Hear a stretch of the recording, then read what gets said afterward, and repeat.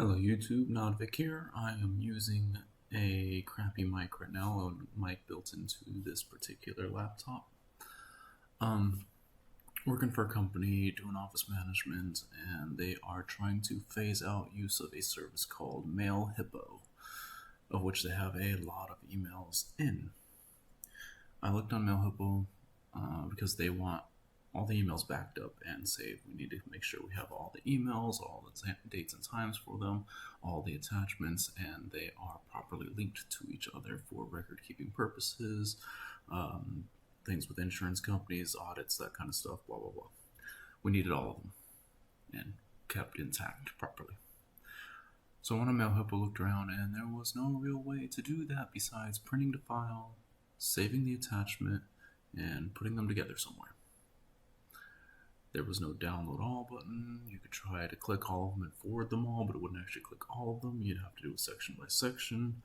So I emailed Mail Hippo and said, hey, how do we back up all of our emails? And they said, yeah, there's no way to do that. Good luck.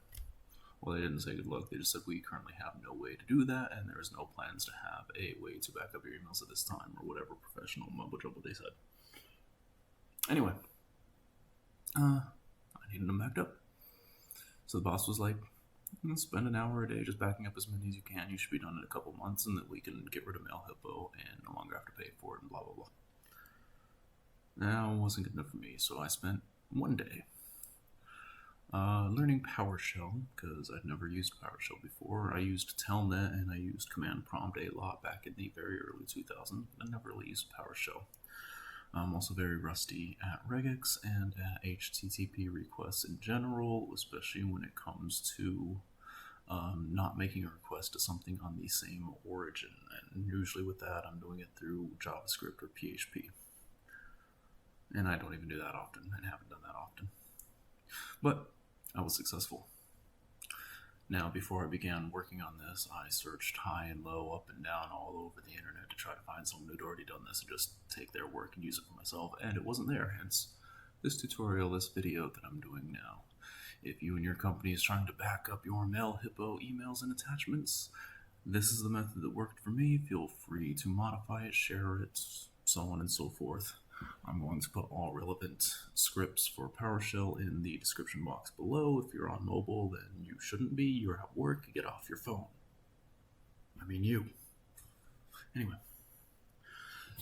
Step 1, you gotta get the information you need from Mail Hippo, which means signing on to MailHippo.com and going into your inbox.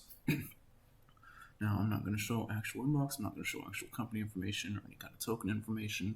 I want to make sure that all that is safe and secure and not being revealed, so we're going to be using some censored images. When you're on your Mail Hippo, it's going to look something like this. This is a screenshot, a little bit modified.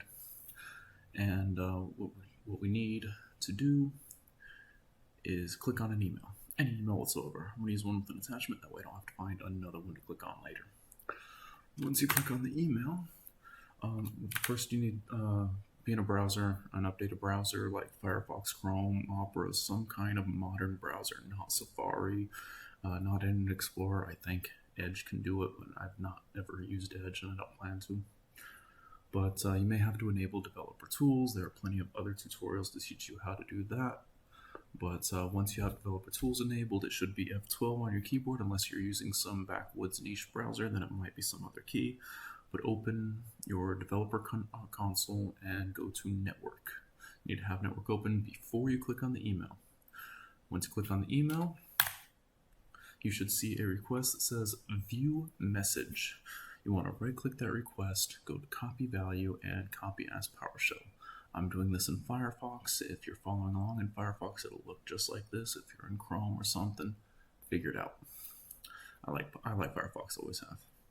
Anyway, when you copy to PowerShell, you're going to get a bunch of session data. This session data is going to be the same session data for every step of the way, so you only need it once. But anytime you're going to go in here and copy to as PowerShell, it's going to give you that session data again. Only need it once. Once you have that copied, go ahead and paste it into your document. Again, I'm going to have examples below. Use what you copied, replace what I have with what you copied. Mine is just going to say redacted where all the important information is, so you can't use mine directly like that. Once you do that, you want to click on an attachment. That's why I used one with an attachment, and you're going to find the fetch attachment network log, and you're going to copy that as PowerShell and paste that into your document. You're going to get the session stuff again, remove that. You already have your session stuff. You're only going to use it once. You're going to use the same PowerShell window for everything. So once you have all that, this is going to look real messy. Like I said, I was doing this myself. I haven't organized it. I haven't cleaned it up at all, and I'm rambling right now, and I know, but this document's going to look messy. Just a heads up. So once and only once you will put your session data just as it shows up, just as you copied it, into PowerShell, hit enter, your session variable is saved. You won't need to edit that session at all. We're going to start by requesting, just like the request in ViewMessage was, the messages that are in your inbox. The body is the only thing that's going to change from message to message. You'll need to get the token for each one. Sense will stay as true, and you need to add a grave mark or a tick mark either to the end after body or up here after the -URI. Instead of adding the grave mark, just go before the grave mark or add the grave mark in a new line here, either one. But wherever you do it, it follows with output file equals and whatever your output file is going to be, and we'll get into that in a minute. Because we got to get the tokens.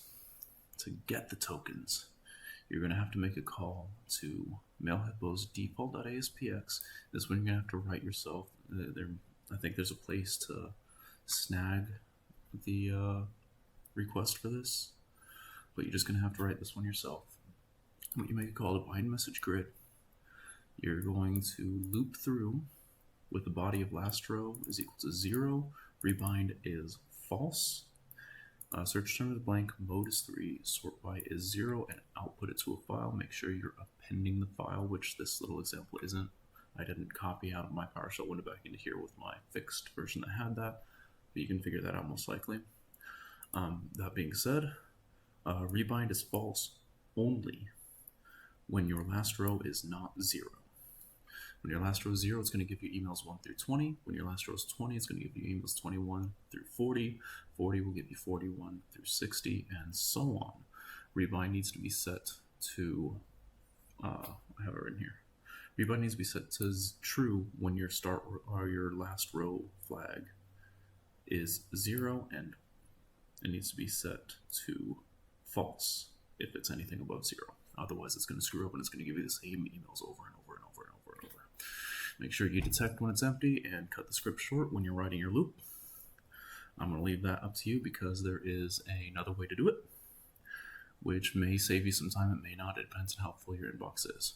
What that is you go into your Mail Hippo, and when you're in the inbox, just scroll down and scroll down and scroll down and scroll down and scroll down until every email is in your window. Then you right click, you go to view source, you find the div that contains a table of all of your emails, right click, edit as HTML, copy that whole thing into a notepad, and then use a bit of regex to remove everything but the message token from all the lines, and then save those into your tokens file. That's what I ended up doing because I only had like just under 1,000 emails, and it was quick because regex is step, easy, which I actually did right here. This is the regex I used. Find anything before view message and after view message, delete it, keeping only the message token from the lines that have view message in them. Then take any line that remains that's HTML that does not have the view message, find them, replace them with nothing. Then find double new lines and replace them with nothing. Then find the comma view and replace it with comma new line view. Then replace view message open parentheses with nothing, the apostrophe with nothing, and the comma with nothing, and you will be left with just a text document of only your message tokens. That's a much easier way than writing your loop for this, but if you have thousands and thousands, you have hundreds of pages of emails, you're going to have to write a loop for this or spend way too much time getting your tokens. Okay, next, we got to get our attachments. Now, what we do, we take our invoke request, we throw that into a loop, which I may already have. Let's see. I don't know where I put that loop. All right. Well, anyway, you get the contents of your grids.txt and loop through it line by line by line. Insert that token into your token part of body and go through every line in a ForEach loop or get contents, grids.txt, pipe, ForEach object, $_ and just loop through this and request all the emails. And what I was doing was I was saving them to the output file of the message token.txt, or you can save them as 1.txt, 2.txt, however you want to do it. Once we have that, once we have our grids.txt, we go to here. We need to get the attachments. Now the attachment, which we got from the previous copy paste, will be the invoke thing with the session data again, which you remove the session data because you only need it once. Oops. And your attachment token is going to be on the end here. That's where you're going to have to fill it in. We'll get to that in a second. Once again, you have to add your output file either here or up here, either one. So what we want to do is grab all of the files that we saved, all of the emails that we downloaded, every single one of them, and parse them into a readable JSON, because the version that you got, not so readable, not by PowerShell. So we want to open each one of them. We want to replace the quotation marks with a quotation mark and a new line. We want to replace the open bracket with the open bracket and a new line. We want to replace the close bracket with a close bracket and a new line.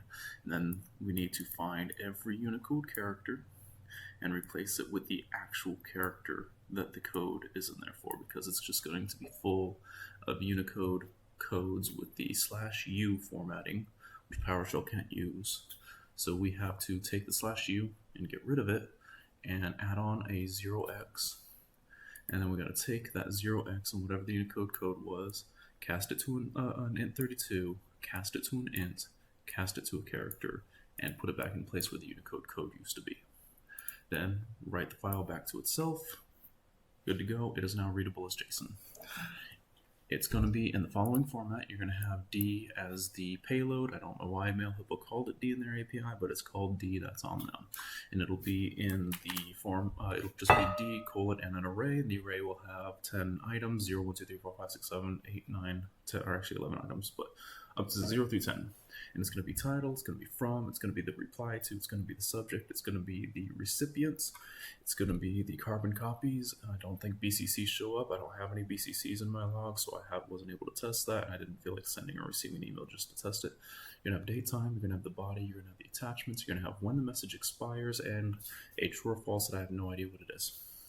Don't care what it is, it doesn't affect what we're trying to do here. Alright, so if we want to parse the JSON, we need to add, and this is just some pseudocode. We got to create a link for that particular email file that we're generating. And then we got to make sure the attachments are in that email file and accessible by that email file and included in that email when they open it. We got to make the directories for each of them. We got to create the HTML page for the email, and we got to save it.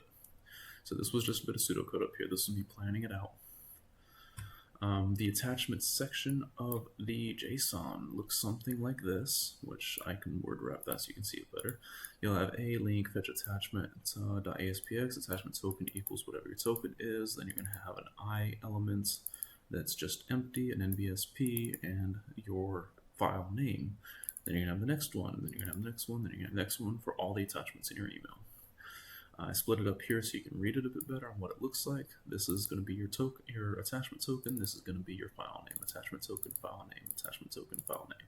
So what we want to do is we want to take the attachments out of here, which was D7, I think. attachments JSON 8, so it's going to be JSON is from D. Yeah, so it's going to be D8 will be your attachments. You want to split that on the NBS double NBSP, which happens in between the A and the /A and the A. So you'll now have each separate link as a separate object in your A array. A equals split the 8th part of your JSON array by NBSP with spaces. Then you'll take B and split each of A on NBSP. B1 will be your file name, and then you take your C variable, your third variable, and you'll split B0 on the / quotations. And what you're going to end up with is C0 is equal to this part that we don't need, C1 is equal to a part that we do need, C2 don't need, C3 don't need, C4 don't need. Then D, you'll want to split your C1 on attachment token equal so that D0 is unneeded and D1 is our actual token. And that's where we get our token from. Again, you're splitting attachments on NBSP. You're splitting that on single NBSP, you're splitting this part on this, and now you have your token. You're going to feed that token into our loop here in a second, and we're going to take the other data to create our attachment link in the actual HTML file. So, again, you have your session stuff, which you can remove if you're still in the same PowerShell window. You don't need this part. If you've opened a new PowerShell window from experimenting and troubleshooting, then you might have to put it in again. You'll want to set a variable of out HTML contents, is what I used, and set it to blank because we're going to be appending that to make our table of contents. Open up every single email, load it as JSON, set your things, your actual variables, you get your title from, reply to, all the ones I went over before. Decide the path that you're saving all these into. Then split your A into your attachments. File attachments equals new object system.collections.array list. We do this specifically because if you don't do it like this, you can't add items to the array. It says the collection was declared at a particular size, and you can't increase the size, even if you didn't declare a size. You need to make sure to declare this just like this, new object system.collections.array list. Set your paths where the email's going to go, where the attachment's going to go. I set it into here with the date and date time and who it was from the email, and the attachments is just in the folder under that. Create the paths. Now, for each one of our attachments, we split it up. We get our file name, we get our token, and we set what we're querying for that token. We're going to set what we're saving it to. We query that token and send it to that file with the information that you got from right-clicking and hitting copy as PowerShell. Then we take the attachment information, the file name, which is set right here. We go B is split at the single NBSP as I said above. FN is splitting B1 at the bracket. File name is now FN0. And then, yeah, just copy paste this part. B0 splitting on quotation marks, C1 split on attachment token so that you can use them as we go. File attachment is added. Now we got to set an out attach variable that we'll be adding to something blank, and we're going to, for every attachment in file attachments, add that attachment information to out attach, which is all generated right here, just as it says. You shouldn't need to change that unless you want to sort it, then sort it and then do it. Whatever, it's up to you. You can sort it later. It's better to do it that way. And then we take our out HTML contents, which we declared up here, and we need to add this particular email to the table of contents. Then we generate the HTML file for that particular email. We grab a directory and we write that email to that directory. And then once all is said and done, you will say system.io.file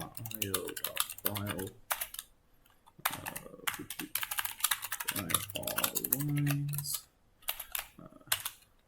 and then we go /formatted / table of contents.html, comma, HTML contents. Then start it running. It's going to run until it gets every attachment from every email you downloaded earlier, and you're done. You will end up with a folder full of dates and times, and in there is going to be your emails, and in there is going to be your attachments, and the HTML files are going to work great.